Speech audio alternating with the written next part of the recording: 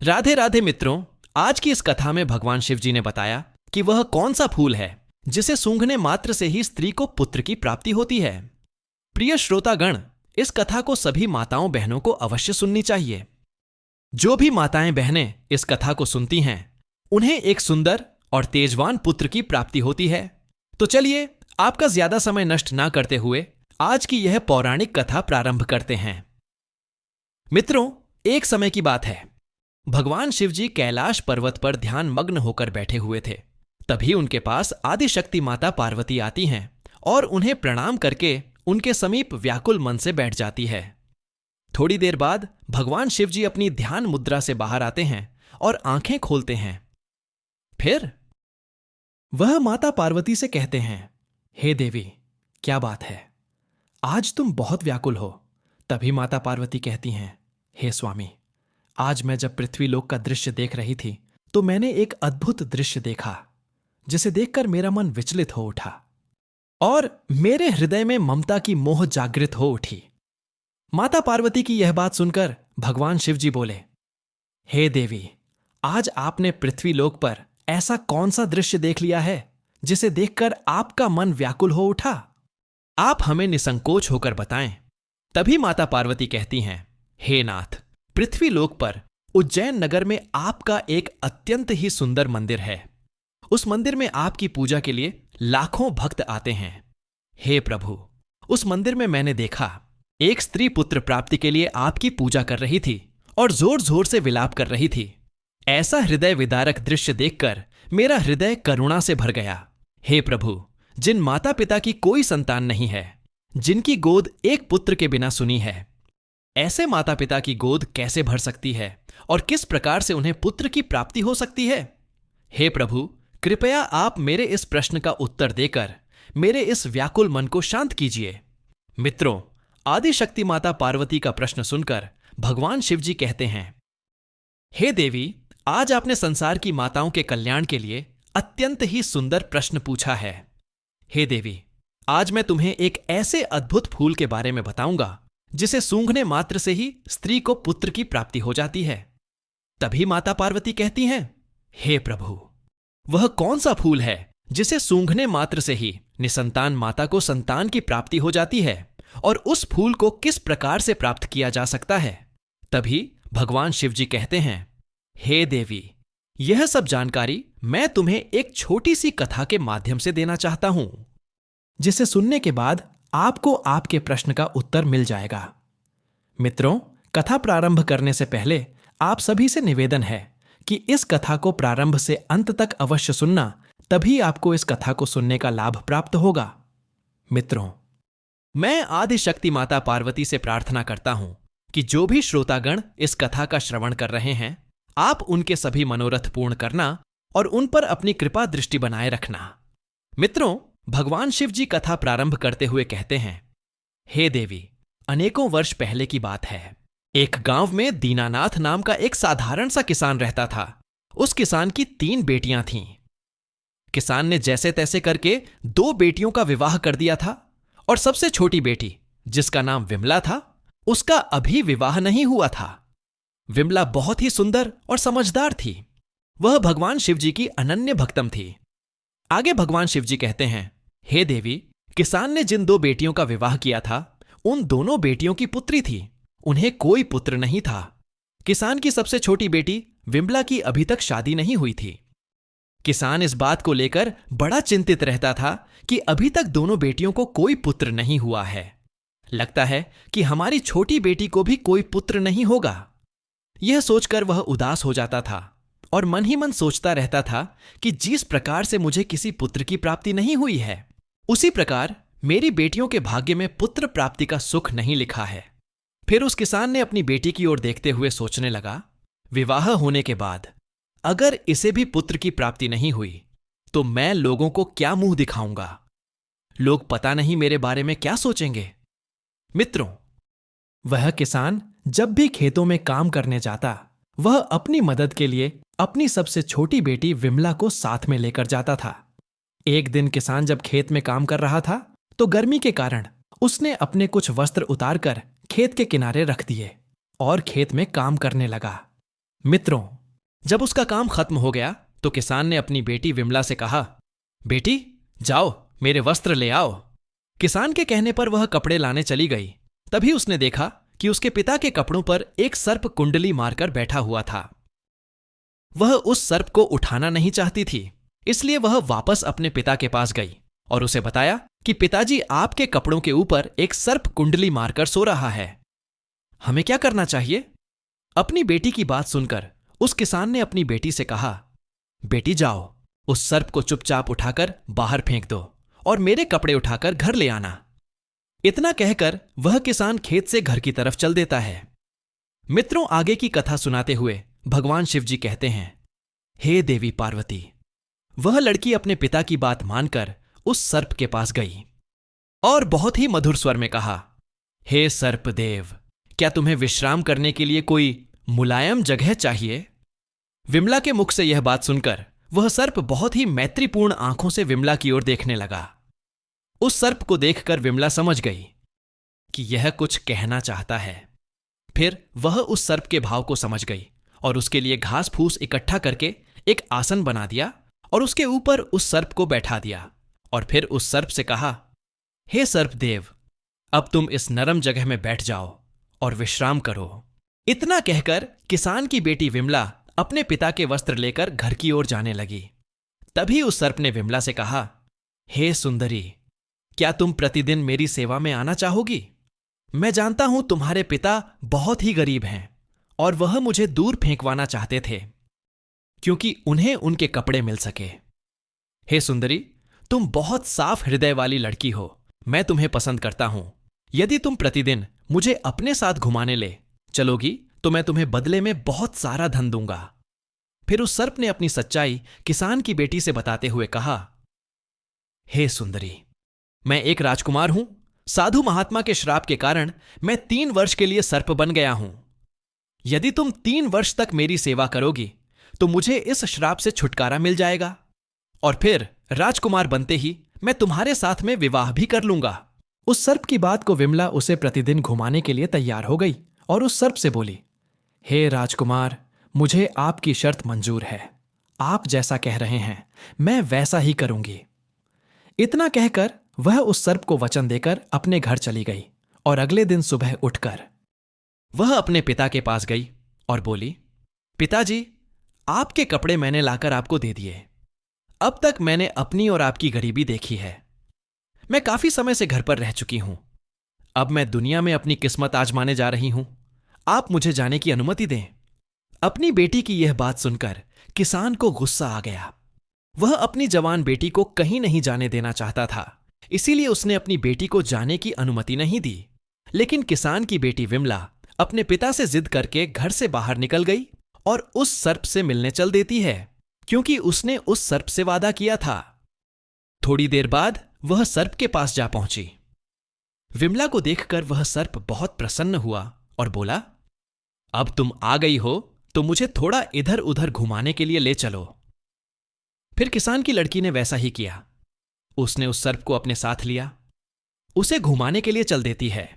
उस सर्प को घुमाने के बाद जब वह उसे लेकर वापस जंगल में आती है तो वह देखती है कि उसके सामने एक शानदार महल जंगल में अचानक से प्रकट हो गया।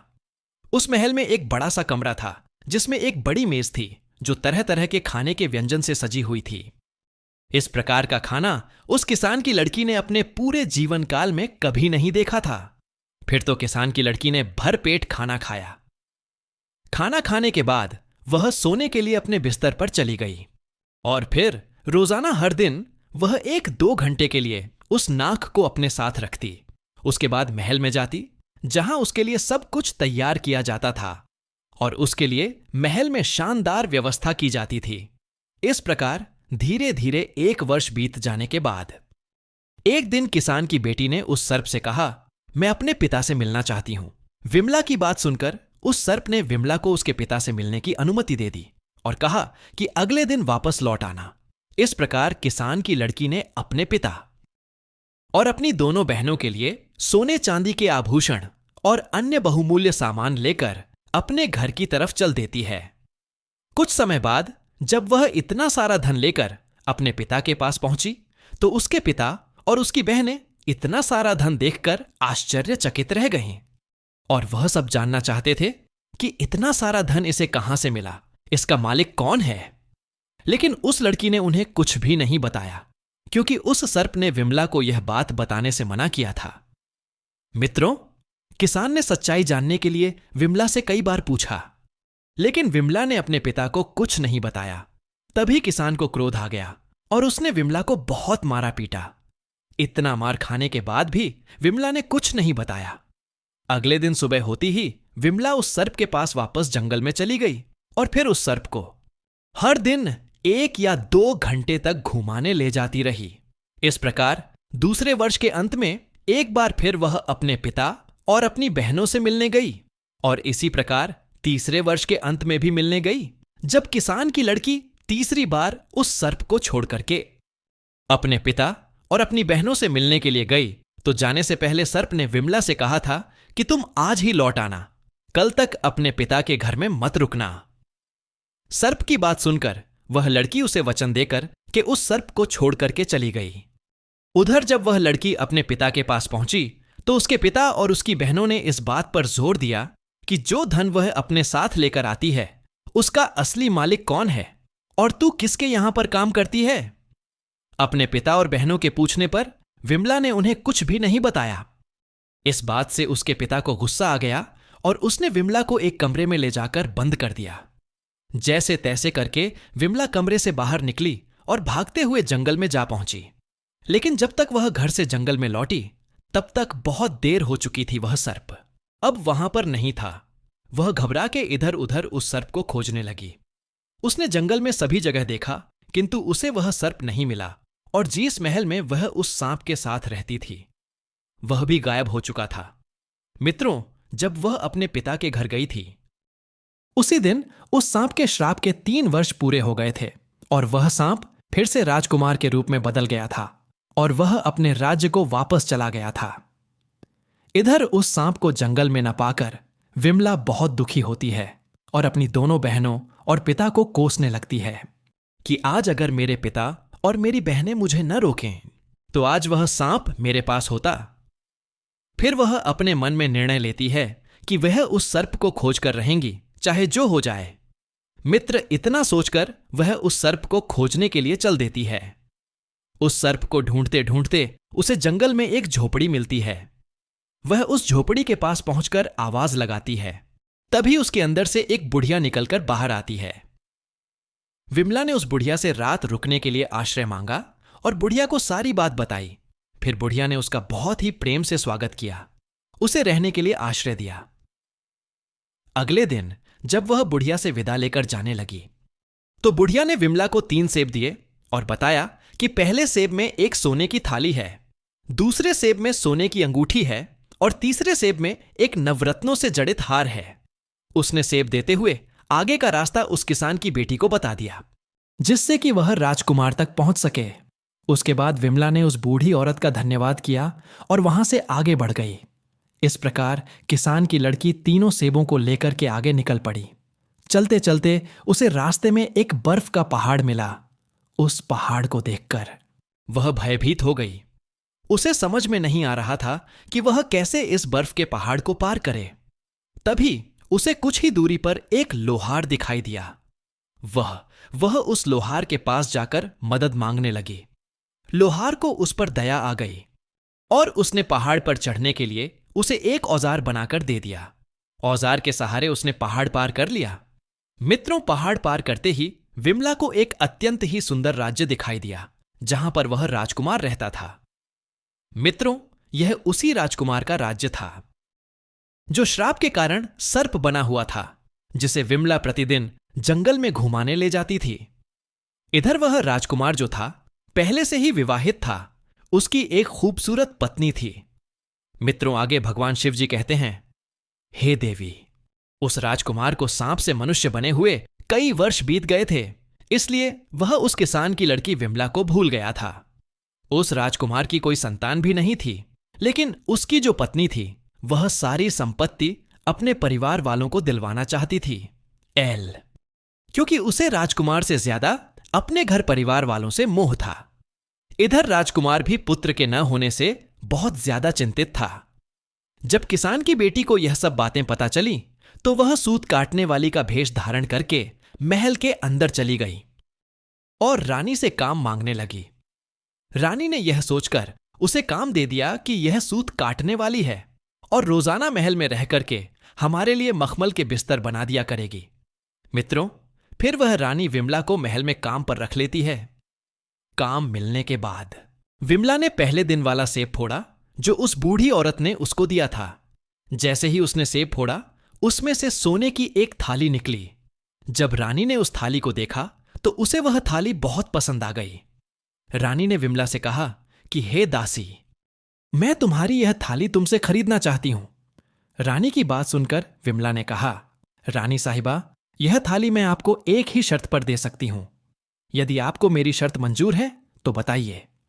तभी रानी ने विमला से पूछा, हे दासी, तुम्हारी क्या शर्त है?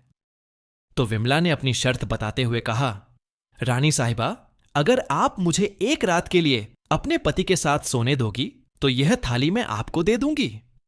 रानी ने विमला की बात मान ली क्योंकि उसे वह सोने की थाली बहुत पसंद थी। फिर क्या था मित्रों, जैसे ही शाम हुई, रानी ने राजा को नींद की औषधि दे दी और इस प्रकार से राजा को गहरी नींद आ गई और वह सो गया। फिर राजा के सो जाने के बाद रानी किसान की लड़की को राजा के शयन कक्ष में ले गई और राजा के पास छोड़कर चली आई। उधर किसान की लड़की विमला राजा के समीप जाकर बिस्तर पर बैठ गई और फूट फूट कर रोने लगी और कहने लगी, हे राजकुमार, आपने मेरे साथ छल किया। मैंने 3 साल तक आपकी सेवा की है। तुम्हारी वजह से मुझे अपने पिता और बहनों से मार और कठोर शब्द सुनने को मिला। मुझे बर्फ के पहाड़ पर चढ़कर तुम्हारे पास आना पड़ा। तुम मेरा यह उपकार कैसे भूल सकते हो? आपने मुझसे शादी का वादा किया था। आपने अपने वादे को तोड़ दिया है और अपनी पत्नी के साथ इस महल में सुखपूर्वक जीवन बिता रहे हैं। आपने मेरा बिल्कुल भी इंतजार नहीं किया। राजकुमार नींद में था क्योंकि रानी ने उसको नींद की औषधि खाने में मिलाकर खिला दी थी ताकि वह उस किसान की लड़की से बात न कर सके। इस प्रकार से किसान की लड़की अपनी बात बोलती रही, मगर राजकुमार सोता रहा और उसकी किसी भी बात का जवाब नहीं दिया। किसान की लड़की विमला यह सोच रही थी कि राजकुमार मेरी बात को सुन रहा है लेकिन कोई जवाब नहीं दे रहा, और इस प्रकार राजकुमार से बात करते करते सुबह हो गई। सुबह होते ही रानी राजकुमार के कक्ष में आई और विमला को शयन कक्ष से बाहर ले गई। मित्रों, राजा इतनी गहरी नींद में था कि उसे कुछ भी समझ नहीं आया। अगले दिन विमला ने दुखी होकर दूसरा सेब लिया और उसे फोड़ा तो उसमें से हीरे की अंगूठी निकली जो देखने में बहुत ही सुंदर थी। जब रानी ने उस अंगूठी को देखा तो उसके मन में लालच आ गया और उसने विमला से उसे बेचने के लिए कहा। तभी विमला ने फिर से रानी के सामने वही शर्त रखी। रानी ने विमला की शर्त मान ली और उसे ले जाकर राजकुमार के कक्ष में छोड़ दिया। सब कुछ पहली रात की तरह ही हुआ। राजकुमार नींद की औषधि खाने की वजह से गहरी नींद में सो रहा था क्योंकि रानी ने दूसरी रात भी राजा को नींद की दवा खाने में मिलाकर खिला दी थी। किसान की बेटी विमला फिर से राजकुमार के सामने अपना वही वृतांत सुनाने लगी और जोर जोर से रोने लगी। इस बार राजकुमार का प्रधान सेवक किसान की बेटी की यह सब बात चुपचाप सुन रहा था। अगले दिन जब सुबह हुई तो राजकुमार के प्रधान सेवक ने राजकुमार को रात में उसके साथ हुए सारे किस्से को सुना दिया। यह बात सुनकर राजकुमार को बहुत आश्चर्य हुआ और उसे अपना किया हुआ वादा याद आ गया। फिर राजकुमार ने सोचा, मुझे उससे मिलना चाहिए।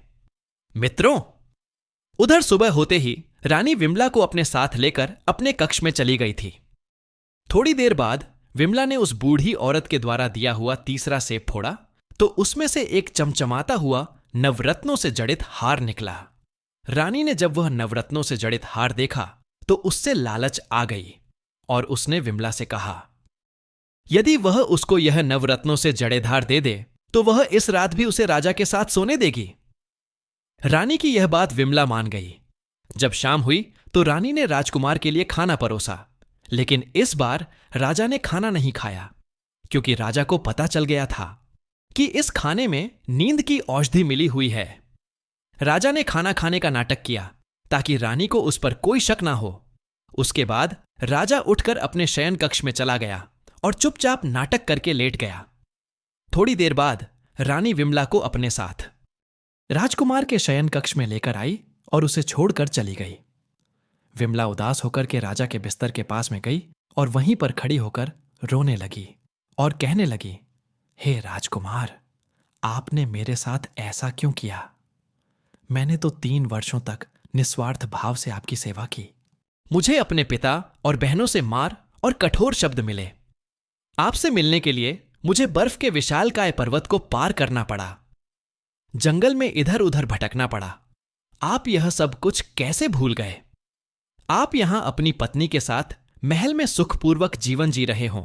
अब मेरा क्या होगा? मित्रों, आगे की कथा सुनाते हुए भगवान शिव जी कहते हैं, हे देवी। इस बार राजा चुपचाप किसान की बेटी विमला की बात सुन रहा था, लेकिन वह झूठ मूठ कर सोने का नाटक कर रहा था और मन ही मन सोचने लगा कि एक मेरी रानी है जिसके लिए मैं इतना सब कुछ करता हूं और वह मेरी संपत्ति को अपने मायके वालों को देना चाहती है, मुझे सम्मान तक नहीं देती।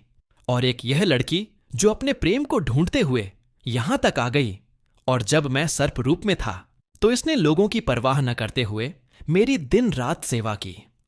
मित्रों, यह सब सोचकर राजकुमार ने अपनी आंखें खोली और विमला को गले से लगा लिया और उसे दरबार में ले जाकर सबके सामने अपनी पत्नी के रूप में अपना लिया। और उसके बाद किसान की बेटी विमला से पूरे विधि विधान से विवाह किया और खुशहाल जीवन व्यतीत करने लगा। फिर एक दिन राजा के महल में एक सन्यासी महात्मा भिक्षा मांगने के लिए आए। विमला ने सन्यासी महात्मा का बहुत आदर सत्कार किया, उन्हें भोजन कराया और अन्नदान किया।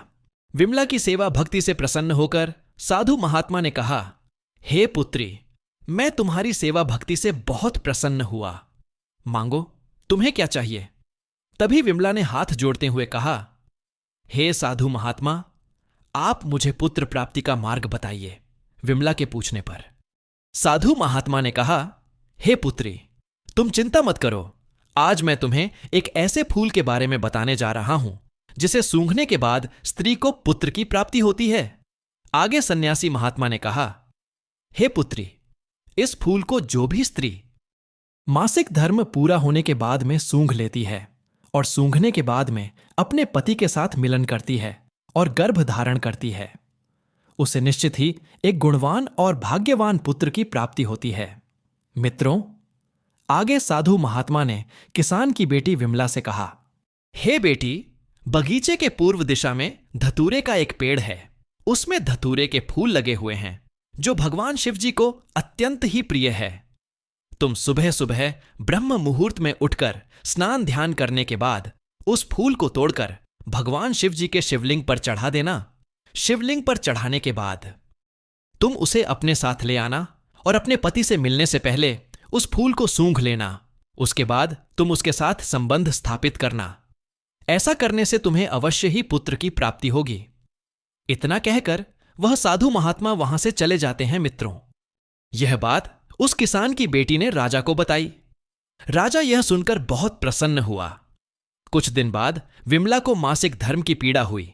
उसके बाद वह मासिक धर्म से निवृत्त होकर स्वच्छ होने के बाद में धतूरे के फूल को तोड़कर भगवान शिव जी के शिवलिंग पर अर्पित करती है। उसके बाद घर लाकर उस फूल को सूंघ लेती है और राजा के साथ में संबंध स्थापित करती है और फिर वह गर्भधारण करती है। जब उसके गर्भकाल का समय पूरा हुआ तो विमला ने एक तेजवान और गुणवान पुत्र को जन्म दिया। पुत्र प्राप्ति की खुशी में राजा ने सारे राज्य में मिठाई बांटी और गरीबों को दान पुण्य किया। विमला ने जब यह बात अपने पिता को बताई तो उसके पिता बहुत खुश हुए। विमला ने अपनी बहनों को भी फूल वाली बात बताई। यहां तक कि राजा की पहली रानी को भी उसने यह फूल सूंघने वाली बात बताई। फिर तो सभी को पुत्र की प्राप्ति हुई और जिसने पुत्री चाही उसे पुत्री की भी प्राप्ति हुई। मित्रों, आगे भगवान शिव जी कहते हैं, हे देवी। इस प्रकार से आज की यह कथा समाप्त हुई।